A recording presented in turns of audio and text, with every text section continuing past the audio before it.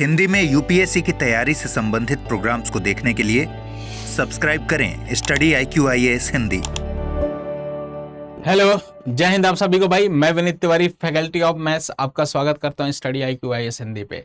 एक बार सभी लोग कमेंट करके बता दीजिए इज एवरीथिंग ओके। ओके, और आप लोग के लिए स्टडी IQ की तरफ से एक विशेष भेंट दी जा रही है, और ये क्या भेंट है मैं आपको इसके बारे में बताऊंगा। उससे पहले मैं आज की 10 मिनट की सीरीज में आपका स्वागत करता हूं। और आपको पता है कि 10 मिनट की एक सीरीज हम लोग लेके आते हैं जिसमें मैं कुछ यूपीएससी के कुछ इंपॉर्टेंट क्वेश्चंस कराता हूं, और या वैसे मैं क्वेश्चंस रखता हूं जिनकी आने की उम्मीद है, या प्रीवियस ईयर के कुछ बेसिक क्वेश्चंस रखता हूं अच्छे वाले। ओके, तो फिलहाल आज की क्लास में मैं एक बड़ा छोटा सा सेगमेंट में उठा के लेके आया हूं, और ये आपके प्रीवियस ईयर के क्वेश्चंस हैं। ओके, ये 2021 का क्वेश्चन है आई थिंक।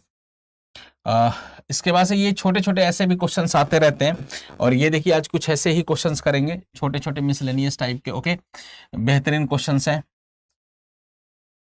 10 मिनट की सीरीज में। और आपको पता है कि कितना हम लोग डेडिकेटेड स्टडी मटेरियल एक ही तरीके से फॉलो करते हैं, तो 10 मिनट की सीरीज में इनको हम कवर करेंगे। ओके, तो फिलहाल हम स्टार्ट करते हैं समय न बर्बाद करते हुए।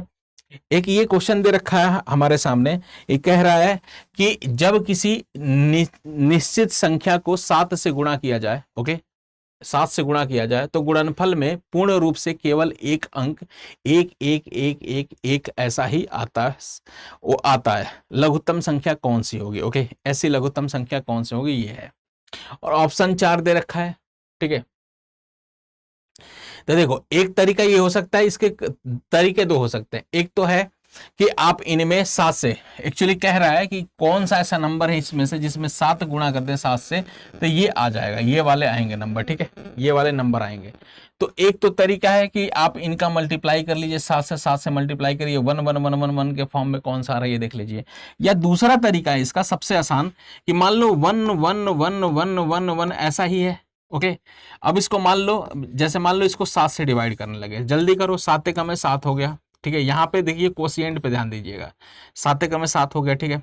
और 7 कम 7 हो गया, यहाँ पे 3 आएगा, यहाँ पे कितना आएगा, 4 आएगा, ठीक है। यहाँ से 1 आएगा, फिर उसके बाद से 7 5 35, 7 5 35 हो गया, ये 35 आ गया यहाँ पे, ठीक है। और यहाँ पे आ गया हमारा 6 आ गया। ओके, डन है मामला।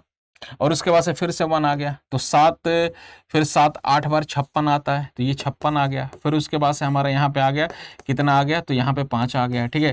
फिर उसके बाद से ऊपर से 1 आएगा, ऊपर से 1 आएगा, फिर 7 7 49 होता है, तो 49 आ गया, तो 49 आ गया, यहाँ पे 2 आ जाएगा।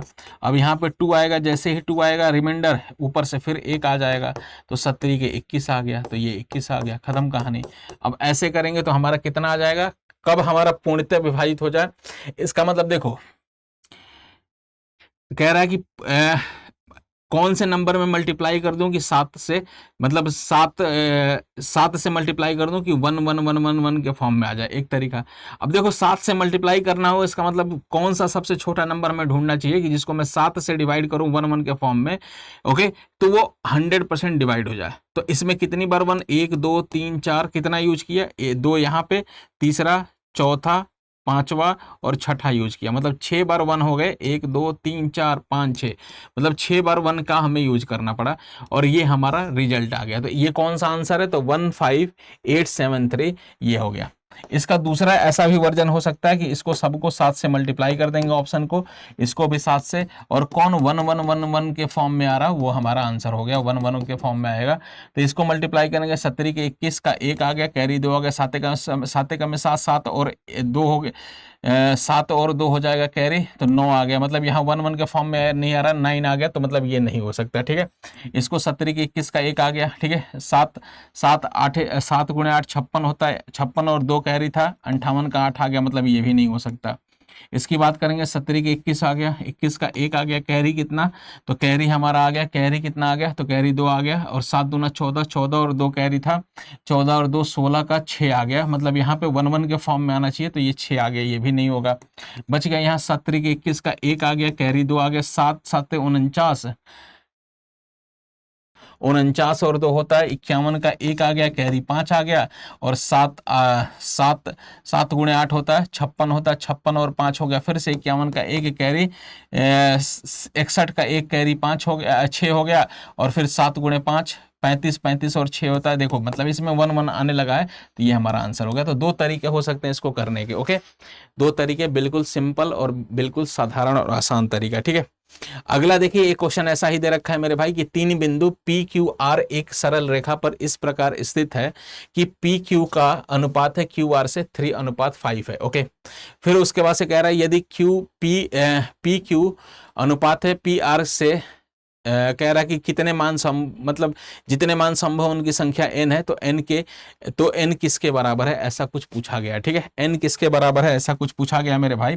तो देखिए, कह रहा है कि एक ही सरल रेखा पे है ना पी क्यू आर। ओके, तो आप ऐसा मानो, और कह रहा है कि ये मान लो ये अनुपात में दे रखा है, तो यही दूरी भी मान लीजिए। ठीक है, तो पी क्यू की दूरी हम मान सकते हैं, पी क्यू की दूरी हो गई हमारी 3, और क्यू आर की वैल्यू हो गई, और मतलब कह रहा है कितने तरीके से इसको रीअरेंज कर सकते हैं ऐसे। तो देखो हम ऐसा मानते हैं कि मान लो पी, ओके, क्यू आर ज्यादा डिस्टेंस पे ना, तो ऐसा मानते हैं पी क्यू इस जिस सीक्वेंस में दे रखा हो वैसे आर ऐसा मान लिया। तो ऐसा हो सकता है पी क्यू के बीच की दूरी 3 है और क्यू आर के बीच की दूरी हो गया 5 हो गया। ये भी तो हो सकता है, एक हो सकता है अरेंजमेंट, कोई दिक्कत नहीं है, एक सरल रेखा में हो जाएगा, ऐसे ही करके एक सरल रेखा में हो जाएंगे तीनों पॉइंट। ठीक है, एक हो सकता है, बिल्कुल सही है, इसमें कोई दिक्कत है ही नहीं। अब अगला एक ऐसा भी हो सकता है कि देखो पी क्यू, देखो क्यू आर बड़ा है ना, क्यू आर बड़ा है तो इसको किनारे किनारे पे कर देते हैं, क्यू आर बड़ा है तो क्यू आर बड़ा है तो इसको किनारे किनारे पे कर देते हैं। तो ये क्यू हो गया और ये आर हो गया। ठीक है, किनारे पे कर दिया, और बीच में क्या हो गया, बीच में कहीं पी को कर देते हैं, बीच में क्या पी को कर देते हैं। ठीक है, डन है मामला।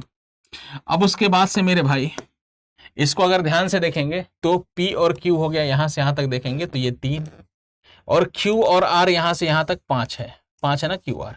अब बताओ 3 है, ये 5 है, तो ये हमारा यहां से यहां तक 2 हो जाएगा, मतलब ये भी सेट हो गया मामला। हो गया कि नहीं सेट, अच्छे से बिल्कुल हो गया। आपका हो गया कि सर है, हाँ एक सेट हो गया, ये भी हो सकता है।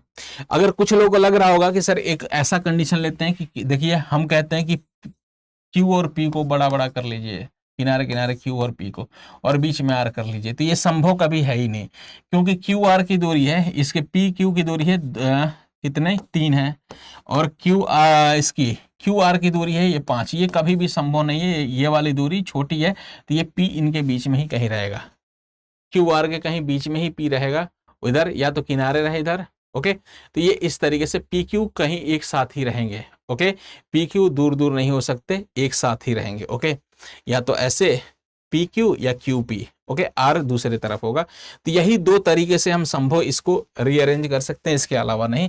तो इसका आ गया हमारा एन के संभव, यही बोला ना कि पी क्यू और पी आर से संभाव्य मानों की संख्या n है, तो n किसके बराबर है, मतलब n हमारा बराबर है किसके, 2 के। तो 2 मान है हमारे। अगला दे रखा है ABC का औसत भार दे रखा है 40 किलोग्राम है, ऐसा दिया है, और कह रहा है BDE का औसत भार है 42 किलोग्राम है, और F का भार कह रहा है B के भार के बराबर है, तो ABCDEF का भार कितना होगा, ऐसा बोला गया है मेरे भाई। तो देखो ना, आप इसको ऐसे कर सकते हैं बड़ा सिंपल तरीके से। कह रहा है ABC का औसत भार 40 किलोग्राम है, तो औसत भार होता है उसको टोटल में कन्वर्ट करना होता है, तो जितना संख्या होती है औसत ऐसे निकालता है ना, A + B + C बटे 3 इक्वल टू किसके बराबर, 40 के बराबर। तो यहां से मैं ऐसा कर सकता हूं A + B + C बटे 3, 3 को इधर ले जाएंगे तो मैं इसको थोड़ा सा मिटा के ऐसे लिख सकता हूं, इंटू का 3 कर दूंगा, तो ये टोटल आ जाएगा। ओके, ABC का भार आ गया। फिर कह रहा है कि BDE का भार है, कह रहा है कि B है प्लस D है प्लस E का भार है 42, तो इसका भी बटे 3 करेंगे आप यहाँ पे, लेकिन इसको डायरेक्ट यहाँ पे 3 से मल्टीप्लाई करेंगे तो ये टोटल आ गया, ये टोटल आ गया 120 आ गया, ये टोटल आ गया हमारा 126 आ गया, 126 आ गया। ठीक है, अब कह रहा है ABCDE का, ABCDE और F का औसत भार हमें बताना है। ओके, F का औसत भार बताना है, और औसत भार इन सब का बताना होगा तो हमें सिंपल क्या फॉलो करना पड़ेगा, इन 6 का ऐड करना पड़ेगा कैसे भी करके, और बटे 6 करना पड़ेगा, यही तो औसत होगा। तो हमें कुल मिला के यही करना हमें एवरेज के लिए, ठीक है। इन 6 का ऐड कर लेना। हो सकता है 6 का अलग अलग, ए का अलग, बी का अलग, सी का अलग, डी का अलग, ई का अलग, इन सब का अलग अलग निकालें। या हो सकता है ऐसा भी कि अगर पेयर में भी मिले तो हमें दिक्कत नहीं है। देखो यहाँ से ए प्लस बी प्लस सी तो मिल गया, यहाँ से ए प्लस बी प्लस सी का यहाँ कॉपी पेस्ट हम कर सकते हैं, कोई दिक्कत नहीं, यहाँ पे कॉपी पेस्ट कर सकते हैं, ठीक है। यहाँ पे ए प्लस बी प्लस सी आ गया। डी ई एफ की बात करेंगे तो डी ई तो है, यहाँ पे डी ई तो है मेरे भाई, डी ई तो है, लेकिन एफ नहीं है। अब इसमें बी एक्स्ट्रा आ गया, ये गड़बड़ कर रहा है। अगर इसको भी यहां रख देंगे ना तो ये गड़बड़ हो जाएगा। लेकिन बाद में एक बात अगर ध्यान से देखेंगे तो एक बात समझ में आई कि यहाँ पे एक स्टेटमेंट लिखा है कि एफ का भार बी के भार के बराबर है। क्या लिखा है मेरे भाई कि एफ का भार बी के भार के बराबर है। इसका मतलब यही समझ में आया कि बी कह लूं या एफ कह लूं, बी इक्वल टू एफ है, बी इक्वल टू एफ है। तो अब देखो यहाँ डी ई तो हो गया, एफ ही चाहिए था, और देखो यहाँ बी है तो बी की जगह मैं एफ कर सकता हूं, यहाँ बी की जगह एफ कर सकता हूं। तो बी को हटा दिए, एक जगह से दो जगह बी है ना, तो एक जगह बी हटा दो, उसकी जगह एफ कर देंगे।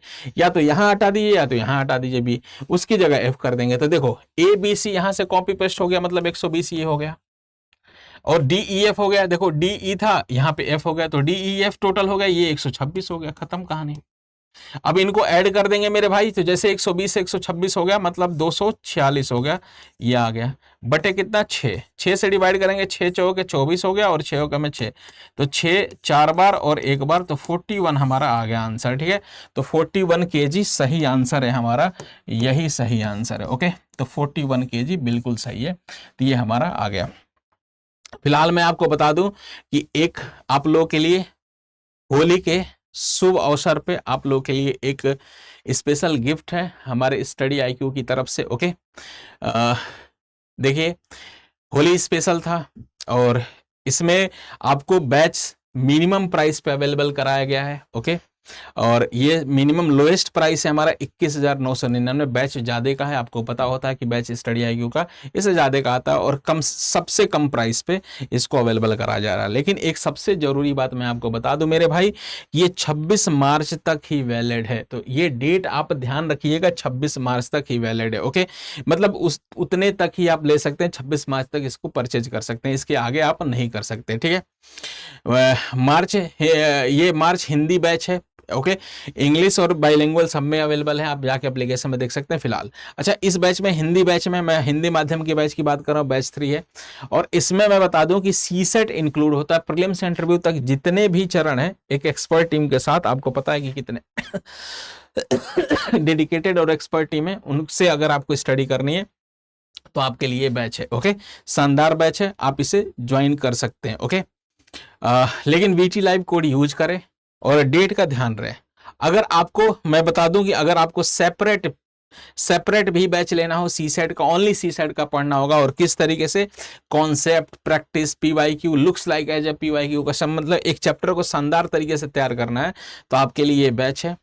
सी सेट का सेपरेट बैच है, और ये समझ सकिए ये मैं कह सकता हूं पूरे सेशन का सबसे लोवेस्ट प्राइस पे सी सेट का बैच मिल रहा है, 2499। इससे पहले 4999। लिटरली आप ध्यान से देखेंगे तो ये आधा प्राइस है, ओके। पहले से आधे प्राइस पे मिल रहा है बैच, ओके। एकदम 50% डिस्काउंट है। और ये कब होगा, इतने कम प्राइस पे कब मिलेगा, जब आप बैच परचेज करते समय कोड इस्तेमाल करेंगे, वहां coupon code VT live use करेंगे, तब आपको ये बैच मिलेगा, ओके। लेकिन सबसे बड़ी बात और इंपॉर्टेंट बात, डेट का ध्यान रहे कि डेट हमारा है 26 मार्च ही है, ओके। 26 मार्च ही हमारा डेट है, इतने तक ही आप ले सकते हैं, उसके बाद फिर से प्राइस बढ़ सकता है, ओके। तो ध्यान रहे, तब तक आप ले लीजिए 26 मार्च से पहले ये 26 मार्च को ले लीजिए।